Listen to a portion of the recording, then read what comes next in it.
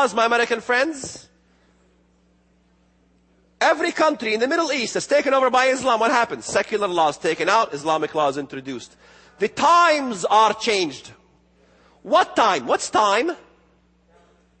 Calendar. Time. You can look at all these interpretations as times. Let's see. He changes the cosmos, the planetariums. You're waiting for an Antichrist. They ain't coming. He changes the times. Why? Because right now the whole world uses Anno Domini. Satan hates that.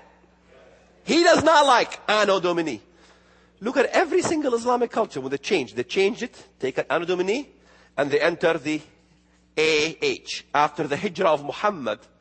Muhammad, by the way, the calendar of Islam began not in Mecca. It began when Muhammad immigrated from Mecca to Medina, and that's where the advent of Islam began, in Medina. Why? Because Satan, when he introduced the worship of the moon god, he introduced it in Yathrib, in Medina. When? You know the story of Nebuchadnezzar? His son Nabonidus introduced the worship of the moon god from Babylonia in Arabia. That's why it's called in the Bible the daughter of Babylon. Or daughter, being born from Babylon. It is another Babylonian religion. The greatest gods in the Roman Empire was also the crescent moon. In the Grecian. In the Egyptian was the sun and the moon. Mayan. All this, the worship of the moon, the symbol of Satan, was prevalent from Babylonia. It's a Babylonian religion. What is this whole thing about being a Babylonian religion? What happened in Babylonia? Let's think for a minute. What happened in Babylonia? What happened? What did Nimrod do? What did this ziggurat all about? Tower of Babel. What happened in the Tower of Babel? What did they say? Let us make a name for ourselves. Let's build a name for ourselves. Build a kingdom, a name. Let's take tar, asphalt, and bricks. And they use tar and bricks to build the ziggurat. What are the Muslims saying today? Let us use oil. We have a few years left. Let us use the oil and build Islam as a name for us all over the world. And they're using the oil. And where is it coming out of? Saudi Arabia again. And they're trying to reverse what God has done in the Bible, where He scattered the people and made them different languages. Now you Christians translate the Bible to all these languages, go through all this tedious work. Why don't you just write it in English and unite the world under English? Because you know that God doesn't want that. God does not want to bring everybody under one language. No Muslim can worship Allah without worshiping Him in Arabic language. Only via the Arabic. That's why Afghans speak Arabic, Iranians speak Arabic. One language. One nation, called the Nation of Islam, Ummah.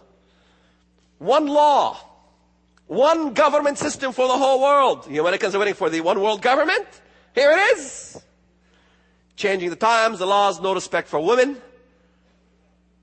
The end justifies the means. There is no respect for borders. And we'll behead you with no problems in front of the internet camera. And the Antichrist honors the God of fortresses or the God of war. Who's honoring the God of fortress? The God of war. Jew? No. Well, wait a minute. The Antichrist is Jew. Why? Well, Israel will not sign a peace treaty unless the Antichrist is Jew. Excuse me. They signed a peace treaty with Yasser Arafat.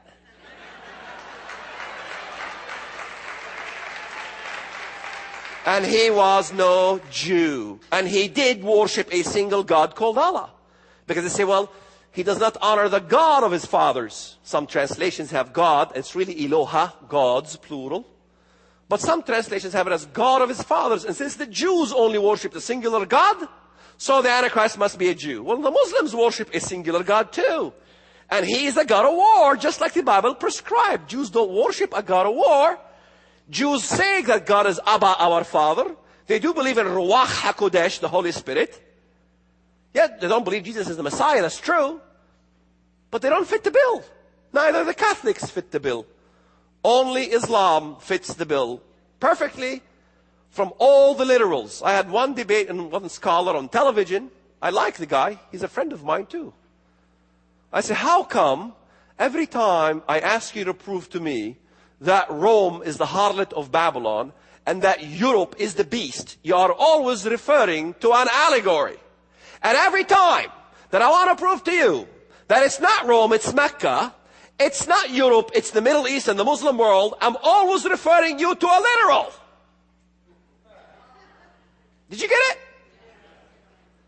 You ask any one of those, what's the evidence? They will always 100% give you an allegory, not a literal. You take those literals from all the Bible, from the beginning to the end, put them down, chart them out, like I said, then you superimpose them on the book of Revelation. The Bible, God did not forget to tell us about Islam. We forgot to look at what God has been trying to tell us all these years.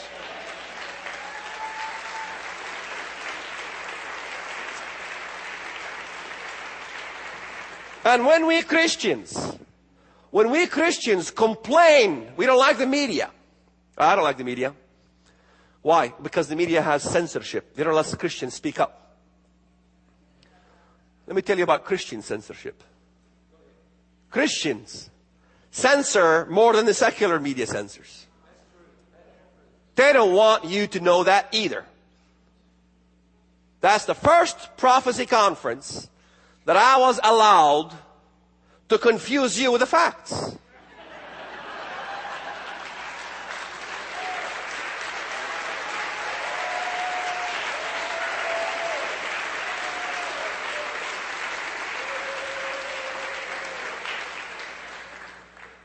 Now that you're confused with the facts, there is a blessing and there is a curse. There is a blessing. There's a curse. The blessing is you'll never be the same. You'll never be the same. You're going to tell other people